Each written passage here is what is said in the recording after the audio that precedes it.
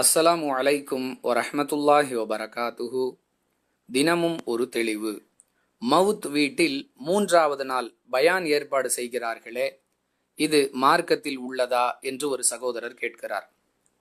அன்பிற்குரிய அல்லாஹுவின் நல்லடியார்களே, இறந்தவருக்காக 3ஆம் நாள் ஜியாரத், 10ஆம் நாள் ஃபாத்திஹா, 40ஆம் நாள் ஃபாத்திஹா, வருட ஃபாத்திஹா இவற்றையெல்லாம் செய்வது மார்க்கத்திற்கு எதிரானது என்பதை நாம் ஏற்கனவே விளக்கி இருக்கிறோம்.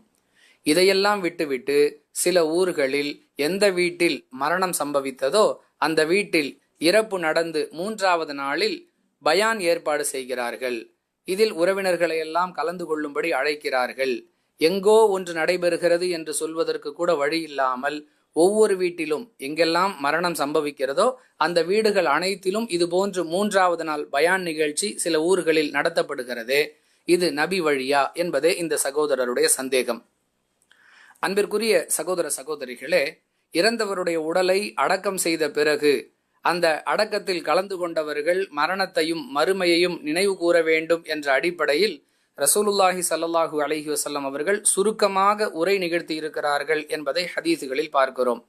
இது தவிர இறந்தவருடைய வீட்டிற்கு சென்று 3வது நாள் பயான் செய்ததை நபிகளார் நமக்கு காட்டி தரவில்லை. அப்படி இருக்க ஏதோ ஒரு சந்தர்ப்பம் மக்கள் கூடினார்கள், அதை பயன்படுத்தி மார்க்கத்தை சொன்னோம் என்று சொல்வதை விட்டுவிட்டு இதை ஒரு அவசிய அமலாக, அதாவது மரணம் சம்பவிக்கக்கூடிய எல்லா வீடுகளிலும் இதை ஒரு கட்டாய பழக்கமாக ஏற்படுத்தி வைத்திருக்கிறார்கள் என்று சொன்னால் மார்க்கம் சொல்லாத, மார்க்கத்தில் இல்லாத பிதஅத்தை இவர்கள் உருவாக்கி இருக்கிறார்கள் என்றுதான் சொல்ல முடியும். எனவே இது போன்ற பழக்கங்கள் நாளடைவில் பல்வேறு புதிய புதிய விஷயங்களை கொண்டு வருவதற்கு காரணமாகிவிடும். எனவே இவ்வாறு செய்பவர்கள் கண்டிப்பாக தவிர்க்க வேண்டும். உறவினர்கள் எல்லாம் கூடியிருக்கிறார்கள், அவர்களுக்கு ஏதோ வாய்ப்பு கிடைத்தது என்பதற்காக அறிவுரை சொல்லுகிறோம் என்பது வேறு, இவ்வாறு ஒரு விஷயத்தை வழக்கமாக ஆக்குவது வேறு என்பதை புரிந்து கொள்ள வேண்டும்.